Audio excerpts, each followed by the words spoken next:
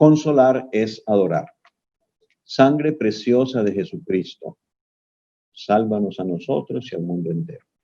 Un saludo cordial y cariñoso a toda la comunidad para este primer mensaje de la segunda lección. La noche oscura del alma como resultado de la envidia. La santa que nos trae este mensaje es Santa Brígida. Nos dice que viene de parte de Jesús a hablarnos de lo que él llamó la noche oscura del alma como resultado de la envidia. Una persona envidiosa es una persona que carga con una pesada carga. Me envía para hablarles de la noche oscura del alma. Es una carga, es una esclava. Y la persona envidiosa es una esclava de toda la humanidad. ¿Por qué? Porque ve a cualquier persona con algo que le gusta, pero ella no lo siente y entonces siente envidia. Cultiva la envidia. La envidia es un sentimiento negativo. Y uno se pone a cultivarla creyendo que debe tener eso que tiene la otra persona. Y eso nos hace daño. Porque un sentimiento negativo, si yo lo alimento, se me agranda y me trae cosas más negativas. Esta persona vive en una actitud de negatividad. Negatividad, ¿por qué? Porque ve a todos los demás y ve las cosas buenas de los demás y entonces despierta en su interior la envidia porque ella no las tiene. El no tener no es malo. No tener lo que tienen los demás no es malo, pero ella lo quisiera tener y le da envidia porque no la tiene. Esa es la esencia de la envidia. ¿Qué pasa? Que Dios nos hizo a todos distintos, diferentes, con dones diferentes a los de los demás. ¿Qué ocurre en el fondo de esta persona? Que no acepta lo que Dios le ha dado y se centra en mirar las cosas buenas que ven los demás y entonces despierta la envidia en su interior. Como si con envidiar se fuera a poseer lo que el otro tiene. Y esa es como que la esperanza que el envidioso tiene. Entonces, esa envidia manejada así despierta negatividad en su corazón y despierta sentimientos peores. Una persona que es triste sin esperanza. Una persona vive con dolores mortales y la oscuridad le cubre su mente y todo su sentido. ¿Cuál es la oscuridad? De que no descubre lo que tiene, lo que Dios le dio a ella, que es diferente a lo que le dio a los demás. Y entonces va mirando las cosas buenas que tienen los otros y despierta envidia en su interior. Si esa persona cambiara esa actitud de envidiar a los demás y aceptara en paz de su corazón que los demás son distintos a ella, diferentes a ella, esa persona comienza a mirarse a sí misma y decir, es que yo tengo cualidades, yo tengo capacidad. Y entonces comienza uno a descubrir sus capacidades y a dejar de mirar lo que tienen los demás. O si lo sigue mirando, no se pone a envidiar, no despierta la envidia en su corazón por lo que tienen los demás. Pero entonces comienza a descubrir lo que ella tiene. Su alma está en una oscuridad. ¿Por qué? Porque no ve lo que ella tiene. En sí misma ve esa oscuridad. No quiere descubrir lo que Dios le ha dado. La oscuridad cubre la mente, cubre toda su persona. Nos cegamos a ver lo que Dios nos ha dado.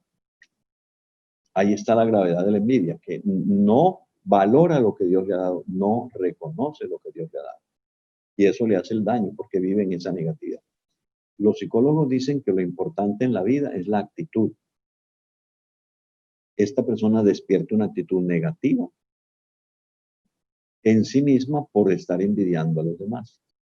El día que esa persona comience a mirarse a sí misma y a descubrir que tiene algo bueno, que lo tiene, entonces va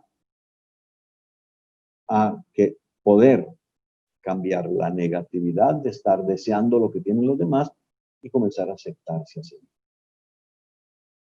La clave de la superación de la envidia es mirar y saber que Dios a todos nos hizo diferentes. Dios no hizo a los hombres con un molde. Y si nos hizo con un molde, cuando me terminó de hacer a mí, rompió el molde y no lo volvió a usar. Y a otra persona la hizo completamente diferente, distinta, con capacidades diferentes y para una misión diferente a la mía. Cuando yo acepto eso, de que yo estoy en el mundo, de que soy único en el mundo, me tengo que dar cuenta que los demás también son diferentes a mí y tengo que aceptar con paz en mi corazón que los demás son diferentes, que tienen cosas buenas. Y comienzo yo a descubrir en mí las cosas buenas que Dios me ha dado.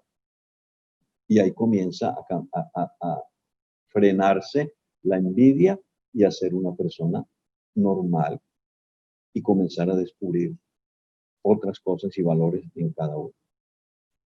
Un alma en estado de envidia no ve la bendición de Dios sobre ella, porque la oscuridad la cubre, la oscuridad de la envidia. Por ello, que ve en los demás que están mejor, ve solamente lo bueno que tienen los demás y entonces le despierta la envidia. Un corazón envidioso despierta el odio, despierta la maldad y es un corazón en que hay iniquidad. Entonces, si yo acepto que esa persona es diferente a mí y que yo siendo diferente tengo también cosas buenas y me centro y descubro mis cosas buenas, suspendo el pensamiento negativo de querer poseer lo que tiene el otro y acepto lo que Dios me dio. ¿Cómo pueden liberarse a sí mismos del grave pecado de la mente, de la muerte? Porque nos lleva a la muerte, la envidia nos lleva a la muerte, a querer matar al otro para tener lo que él tiene. En el fondo la envidia va a eso, querer matar al otro. Entonces nos lleva a superar esa muerte. Si yo acepto que Dios me hizo diferente y que Dios a mí me dio cualidades, yo comienzo a suspender la envidia y a centrarme en mí mismo y a reconocer que yo tengo mis bendiciones. Y comienzo a agradecerle a Dios. Es importante comenzar la vida agradeciendo. La vida es un regalo que nadie pidió, no nos costó nada, nos lo dieron. Ese regalo hay que agradecerlo. Si yo comienzo a agradecer en la vida, no dejo alimentar la envidia, no alimento la envidia. Agradezco que yo soy diferente y que los demás son distintos a mí, se acabó el problema. Yo tengo mis cosas buenas y cada cual las tiene, todos las tenemos. Tengo mis cosas malas, como todos los demás, todos las tienen. Cuando yo comienzo a agradecer, acepto, me acepto a mí mismo y le doy gloria a Dios. Reconociendo todo lo que Dios ha puesto en mí, yo sigo creciendo y mejoro mi relación con Dios, le sigo agradeciendo. Es importante hacer este cambio en la vida. Como un niño puede que uno se llene de envidia, pero cuando uno comienza a darse cuenta que tiene sus riquezas, que tiene sus bendiciones, que tiene sus capacidades, comienza uno a decir, bueno, trabajemos esto, desarrollemos esto que tengo y comienza uno a suspender la envidia para centrarse en sí mismo, comenzando a agradecer y a bendecir a Dios y después a continuar en esa relación con Dios de bendición y de aceptación personal. Después de agradecer, uno se acepta. Después de agradecer que Dios le regaló la existencia y que le dio sus bendiciones, comienza uno a aceptarse en paz. Aceptarse a sí mismo nos ayuda a ver a los demás como criaturas de Dios iguales a mí. Iguales pero diferentes. Igual en el sentido de que él es hijo de Dios, yo soy hijo de Dios, de que él tiene sus capacidades, yo tengo las mías. Lo que no veía yo cuando miraba la envidia y cuando despertaba la envidia. Ahora yo me considero que soy igual a los demás, diferente a todos, porque no somos hechos por el mismo molde. Todos somos distintos, entonces, pero todos somos igualmente criaturas, hijos de Dios y con un compromiso cada cual de cumplir una misión que la tiene que hacer con las capacidades que Dios le dio a cada uno. De esa manera yo supero la envidia, de esa manera me desarrollo y comienzo a sentir la responsabilidad de construir un mundo en donde yo tengo que hacer mi proyecto y ese aporte mío es la riqueza con la cual yo voy a bendecir al mundo. Y cuando yo termine la misión y yo muera, dejaré el mundo mejor de lo que lo encontré, habiendo superado la envidia inicial, que es muy normal entre los niños, porque no nos conocemos. Cuando éramos niños no nos conocíamos bien. Y es normal que el niño tenga envidia, pero es normal también que si él comienza a agradecer lo que tiene, a reconocer lo que tiene, entonces comienza a bendecir a Dios y cambia ya su actitud en el mundo y va superando la envidia para convertirse en una persona generosa. O sea, que sabe compartir porque sabe que al dar uno crece. Al compartir su tiempo, sus capacidades, lo que uno sabe, uno crece como persona. Es aceptado, es bien visto y entonces comienza uno a llenar su deseo de ser admirado, de ser reconocido, de ser una persona que tiene sus propios valores y eso lo lleva a ser una persona normal en un mundo donde la competencia no es yo soy más que tú, sino la competencia es que yo voy creciendo cada día junto contigo, que vas creciendo en donde tú tienes que crecer y yo voy creciendo en lo que yo tengo que crecer. Esa es la competencia en la que tenemos que luchar todos los días, porque eso es lo que Dios me va a pedir. Dios no me va a pedir a mí que sea como los demás, porque Dios no me hizo igual a los demás. Dios me va a pedir a mí que yo desarrolle todas mis capacidades y al desarrollar mis capacidades entablo una relación de un compromiso con los demás, donde cada uno da lo mejor de sí mismo para ser una persona, un hijo de Dios y construir el mundo en que todos nos realicemos. Entonces, esa es la forma como se nos invita a superar la envidia, aceptando lo que somos, reconociendo, agradeciendo lo que hemos recibido y comenzando a trabajar y a desarrollar la misión personal de cada cual. Que el Señor nos dé esa gracia a todos de superar toda envidia, de valorar y reconocer los valores que tiene cada cual, que eso es importante. Cuando una persona valora a los demás como es, también los ubica como tiene que ser. Y uno se ubica también en el mundo mejor también, sabiendo valorar a los demás. Que el Señor nos dé esa gracia de superar la envidia y de aprender a descubrir toda la riqueza que Dios nos ha dado, todos los valores que Dios ha puesto en cada uno, porque a todos nos hizo diferentes, a todos nos hizo distintos y por lo tanto cada cual tiene su más y su menos. Todos los tenemos. Que el Señor nos dé esa gracia. Entonces despertaremos el amor a Dios, la gratitud a Dios y también nuestra relación con los demás terminará siendo mejor. La paz reinará entre todas las personas porque yo desarrollaré en paz, aceptando que los demás tienen sus bendiciones y sus dones y reconociendo eso en cada uno de nosotros. Ahora suspendemos un momento para centrarnos luego en el segundo mensaje de la segunda lección. Segundo mensaje de la segunda lección. Sangre preciosa de Jesucristo, sálvanos a nosotros y al mundo entero. Que la sangre preciosa nos cubra para que aprovechemos también este segundo mensaje. El pecado es feo, el pecado es malo, el pecado es peligroso. Ya nos habla aquí, es la Santísima Virgen María. Estos días son malos, la lucha final está llegando a su cima. Yo creo que todos estamos dándonos cuenta o ya nos hemos dado cuenta que estamos en el final de los tiempos.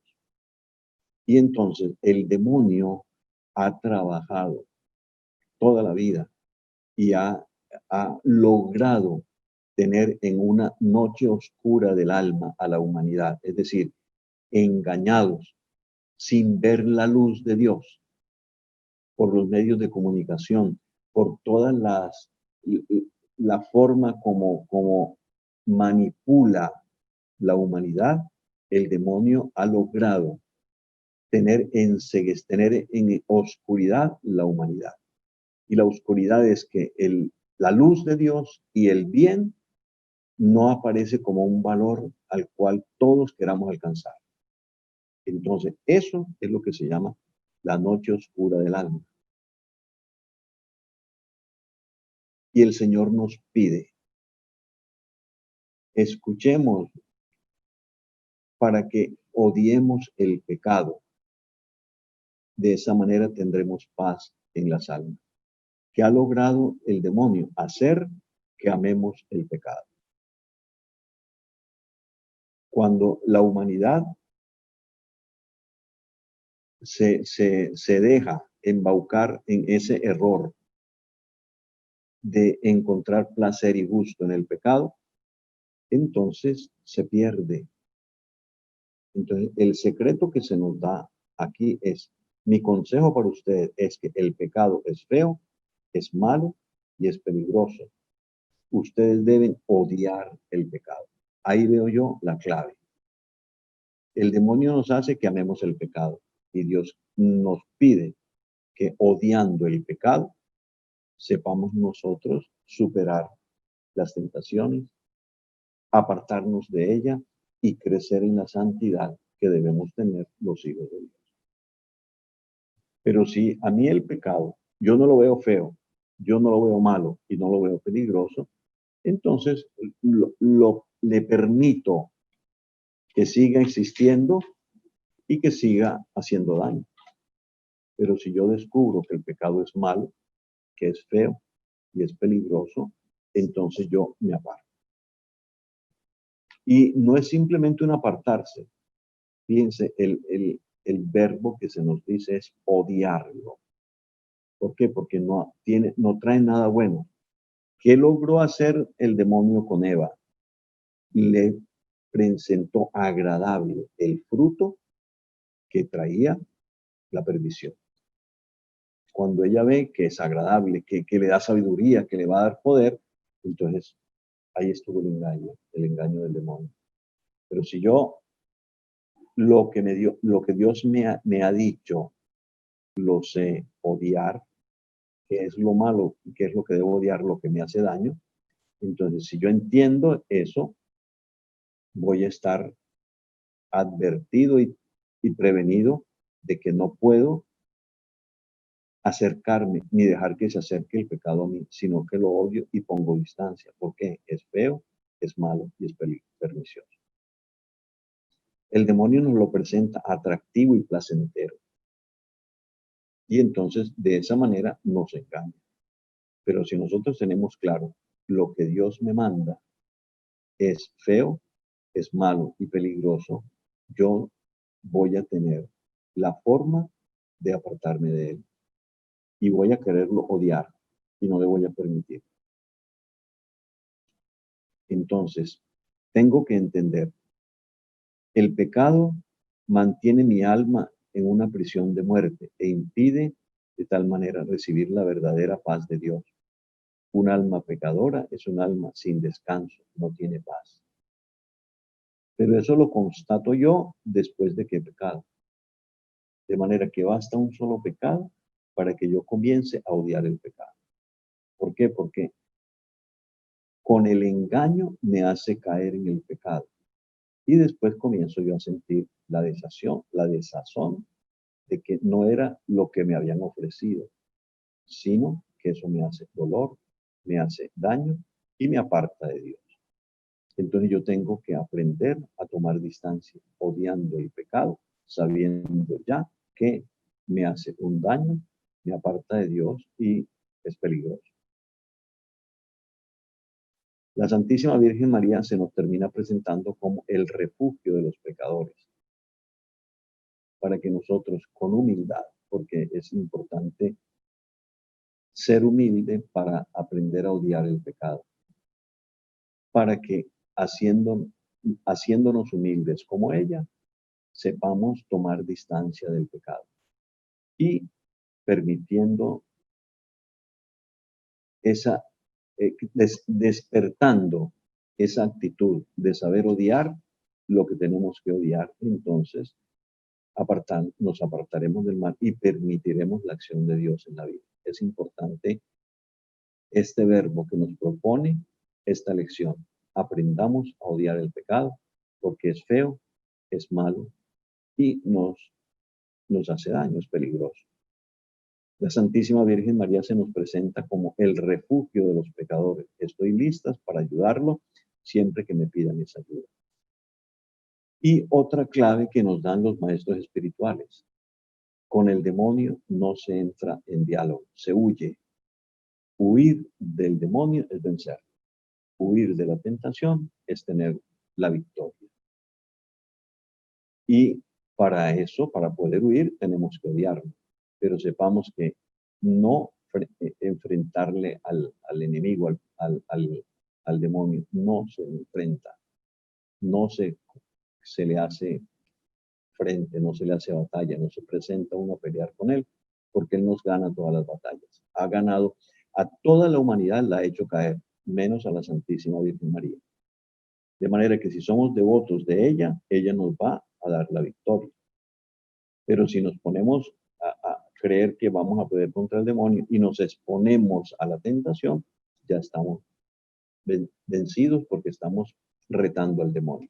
Así pues, que este sea el camino que nos propone esta lección. Odiemos el pecado, aceptemos la verdad de la Santísima Virgen María en nuestra vida, que nos acoge, que nos protege y nos libra de toda tentación y de todo pecado, para que en su nombre glorifiquemos a Dios y crezcamos cada día en nuestra vida espiritual. Que les deseo a todos que aprendamos a odiar el pecado para que venzamos así el mal. Que Dios nos dé esa gracia y que la preciosa sangre de Cristo pues nos esté cubriendo y protegiendo todos los días. Amén. El tercer mensaje de la segunda lección. Sangre preciosa de Jesucristo, sálvanos a nosotros y al mundo entero.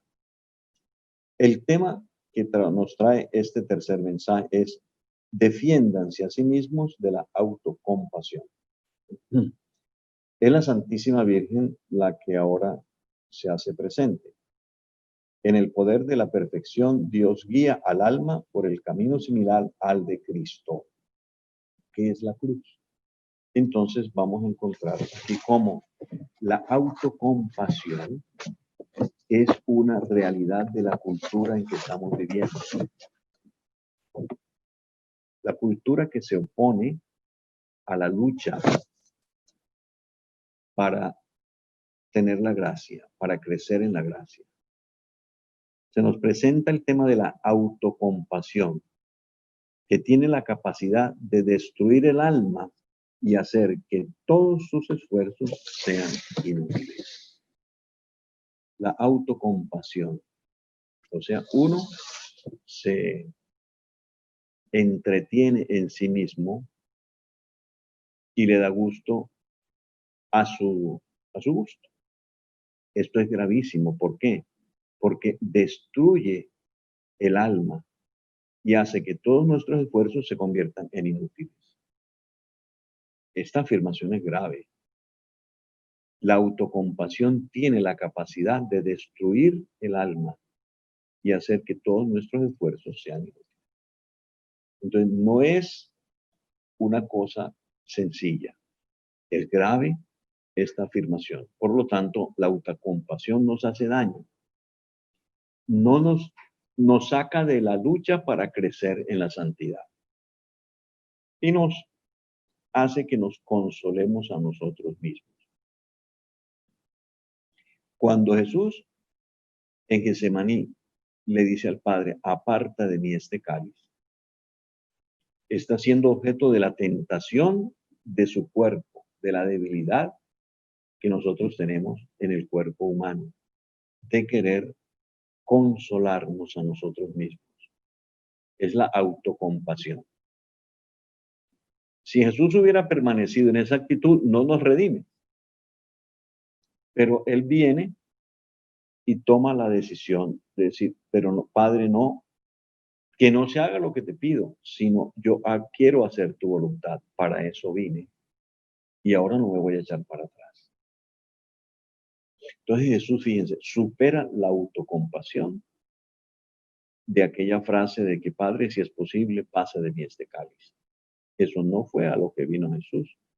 Él vino a hacer la voluntad del Padre. Y entonces, pero pasa por la tentación, tuvo la tentación. Entonces él supera la tentación y le dice, Padre, me pongo en tus manos. Aquí hay dos contraposiciones. El plano humano frente a la posición de la fe. Nosotros tenemos en el mundo en que estamos que nos invita todo a la autocompasión, porque vivimos en la mentalidad del placer. El mundo busca la felicidad, la comodidad para todo, que el hombre no haga ningún esfuerzo, que el hombre sea, que disfrute todo, que esa autocompasión es que no hemos venido al mundo a eso. No es aquí donde vamos a disfrutar de todos los placeres de la vida, ese es el cielo. Y el cielo no está aquí, aquí estamos en la lucha por conquistarlo. Y si tenemos eso claro, entonces superamos la compasión, entendiendo que o salimos de la condición humana para entrar en el campo de la fe, y entonces si dejamos atrás la autocompasión y hacemos la decisión de Cristo, Padre, que se haga tu voluntad y no la mía. ¿Por qué? Porque la sociedad, la mentalidad del mundo nos lleva a ese consuelo, a buscar placeres, uno por otro, lo que sea. Entonces, se trata de comprender que tengo que vivir en el mundo de la fe para superar el lastre de la condición humana que me lleva al pecado. Y voy cayendo poco a poco en la comodidad de dejar pasar una y otra cosa, cuando tengo que estar aquí en la lucha para alcanzar la gloria de Dios. Esta es una realidad importantísima, comprender que si me dejo embolatar de todas las comodidades del mundo, me voy a una vida de placeres y de comodidad y me quedo ahí. Y la fe no se educa, no se desarrolla. Yo tengo que contraponer las tentaciones de la carne y del peso de la materia a mi vida de fe y por lo tanto optar por esa decisión de vivir buscando la voluntad de Dios, conociendo su palabra y todo el bagaje que me exige el vivir como un creyente que camino en la fe. Y entonces voy dejando atrás todo el peso de la humanidad que Cristo mismo lo sintió y lo supera tomando esa decisión, Padre, que se haga tu voluntad. Cuando yo me abro a la voluntad de Dios, entonces Él me da la fortaleza para cumplir la misión. Y este es el reto de esta lección, que tengamos la capacidad de tomar la decisión de Cristo, superar el peso de nuestra humanidad tomando la decisión de la fe y optando por la fe, entrando en ese mundo de la fe. Todas las pruebas de la vida tienen esas dos partes, el quedarnos dándole gusto al gusto o el tomar la decisión de la fe para vivir en un plano superior, que comprendamos el valor de la decisión de Cristo. Entonces la Virgen dice por eso, ruego, siempre ruego por ustedes, ruego por la unidad del rebaño en Cristo, ruego por todos los que mi Hijo llamó a extender esta devoción, permanezcan unidos en el amor bajo la única sombra de mi manto santo. El que trate de dividir o molestar la unión de esta devoción fracasará. En esta devoción sabemos que se nos exige, pues suficiente es la decisión de hacer Getsemaní, de hacer cada viernes y todo lo que implica la devoción para estar en esa dimensión, haciendo la voluntad del Padre y no dándole gusto a las comodidades del mundo. Que para que vivamos ya en ese ámbito, en ese mundo de la fe, llenándonos de las gracias y superando las dificultades que la vida nos va presentando cada día. Que el Señor nos dé esa gracia, pues, de tomar la decisión de Cristo, Padre, que se haga tu voluntad y no la mía. Esto es importantísimo y es básico en nuestra vida espiritual. Que el Señor nos dé esa gracia y que esta devoción, pues, la vivamos con ese sentimiento. El Señor nos dé la gracia, pues, de superar todas las limitaciones humanas y el peso de la materialidad que lo experimentó Jesús, y que con esa frase, que todos la conocemos muy bien: Padre, hágase tu voluntad, no la mía, Él se entrega a cumplir y no tira la cruz, sino que la desarrolla hasta el final, se arriesga a vivir todo lo que a partir de ese momento en Getsemaní se le viene encima. Que nosotros, comprendiendo esa entrega y esa decisión de Cristo, también optemos por ir dejando el mundo de una vez para ir metiéndonos en ese mundo de la fe, del amor de Dios, de la esperanza y de la salvación, que a todos les deseo. Sangre preciosa de Jesucristo, sálvanos a nosotros y al mundo entero.